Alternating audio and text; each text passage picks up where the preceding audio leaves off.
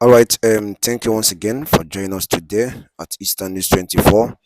All right, this is a home and latest news on what is happening in Biafra land. As from the by download, then as from Goichiria Zelo. Once again, thank you for joining us. Let's go straight to the what we have with you today. All right, over the former audio clip, Nchadigo soon, Kununge Godia Bife, Ifabo, our able son, Mike Ozekhome. In case no one no chefulu. In case no one Nigeria government chefulu. The reason why I'm playing back this audio is for the people of so-called Nigeria to listen very careful before you blame. Before you blame Mazi Nnamdi Kanu, listen to this what his lawyer, the Odogu Mike Ozekhome, says what happened, the incident and everything that played low on the issue of Mazi Nnamdi Kanu. So yenja boya bu no bu ni chefugo gikwe again and AdSense because in the buy will be uche up to now. Yeah, some of our brother will be uche up to now. All right, over to you, sir. How do you end a contract? A contract can be ended in 4 ways.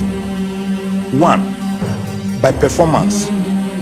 If Abaribe, for example, Senator Enyaya Abaribe had brought Kanu to court. 2, a contract can be performed by agreement by all the parties that look, let us discharge this contract, let us no longer go on with it. 3, a contract can be performed through breach. That is, you have breached it, because of that you have not performed, or you have performed it through a breach, in which case the person who has suffered will get damages. And finally, and this is more crucial to our discussion this night, a contract can be frustrated, can be performed through frustration. In other words, due to no fault of either the parties or the court in this case, that contract of you taking Nnamdi Kanu on bail and bringing him back for trial has been frustrated. What do I mean by this? Kanu was granted bail in August this year. He had been in detention since 2015 over charges of terrorism and treasonable felony. The court was later to strike out about 6 of the charges bordering on terrorism, but retained those bordering on treasonable felony, which was why the judge advisedly said she would not overrule herself on the application by Kanu's lawyer to discharge her earlier order that the security agents who will testify will do so behind closed curtains. She said, I will not rescind that decision because I still believe that treasonable charges are themselves serious enough in law. Now, there are 2 applicable doctrines here to guide the listening and the watching public that will help us navigate the legal terrain that appears to be crocodile infested. It's not that difficult. The first principle is what we call res ipsa loquitur. It means the thing, the act speaks for itself. The second principle is the doctrine of last sin. Last sin. Let us now take these 2 principles by themselves. First, res ipsa loquitur, the thing speaks for itself. It is common knowledge in this country, Okimbalo, is it not, that on the 11th of September 2017, the army, the military, through the army, one of its wings, invaded the house of Nnamdi Kanu at Uhuhu in Umuahia, Abia State. We saw when the military operation was going on, everything was televised, it was live. And we saw when they penetrated the house, we saw that that was the last time Nigerians saw Nnamdi Kanu in his house. That's what we call the doctrine of last sin. After that, we have not seen Kanu. And his parents or his father also was said not to have been seen. And his family members were now saying, look, we have not seen our son. So going by the doctrine of last sin and the doctrine of res ipsa loquitur, it means that the last time Nigerian saw Nnamdi Kanu was when he was in his home in Umuahia and the military invaded that home, and he has not been seen since then. The question then comes, can you tell Senator Abaribe to produce a person that he cannot lay hands on?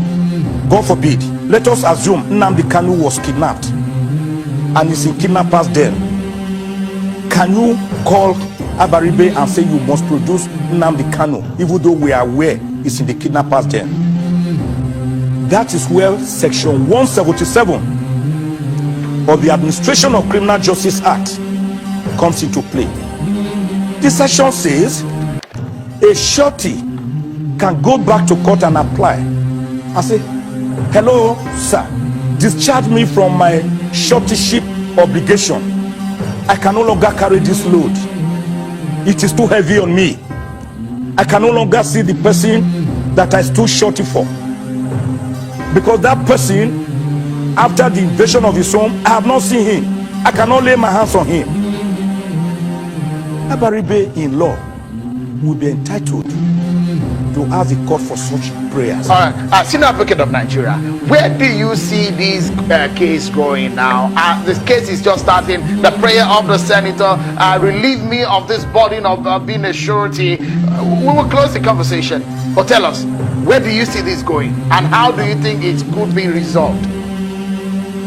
Let me quickly say that I largely agree with Oloja, my brother there, my friend there, that the matter is both legal and political, except that the government is taking the political side beyond limits and failing to look at the legal regime. A government such as we have is compartmentalized into 3 departments in accordance with the hallowed doctrine of separation of powers popularized by Baron de Montesquieu in 1748. The executive, the judiciary, and the legislature. The judiciary was already seized of this matter. It is the judiciary that granted bail to Nnamdi Kanu. It is the judiciary that attached those conditions of what IMF will call conditionalities for the bail to be effective.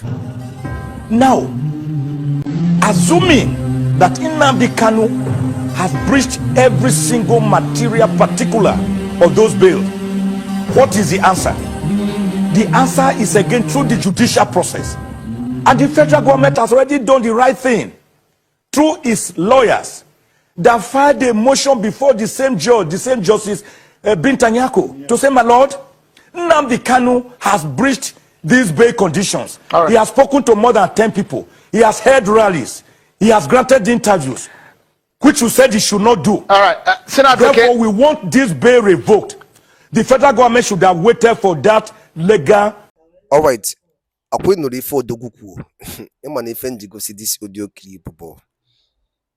O wende chọ ka igbuwa afọ isi tifa oboro uche ka fa uche ka mmadụ. This is the main thing onye ndu, and his heart desire for this struggle for the liberation of sovereign state of Biafra. The point of Makangwaga. Because n'ime wa was ndị na-akọ ọnụ lapụzie ife agwa na family na-akọzi ọnụ. N'ime wa na-azọ this video was ndị na-akọzi ụmụnne fa ọnụ na onye nke a mere nke a. Who are for Igbos na-achọ ya ma ife. Why not Homadike nọ na prison there because of me and you? If you nọ na-akọ ọnụ bụ na nwanne gị je mepe nke a, nwanne gị je mee nke a, why oge jiburu ya bụ Biafran spokesperson, why oge jiburu onye anụ na-eme nke a, why oge jiburu onye nke a, ifele me unu. Ifele ka na si ya me unu. No, una amali ife. O we ka ife ga-asi na-ada.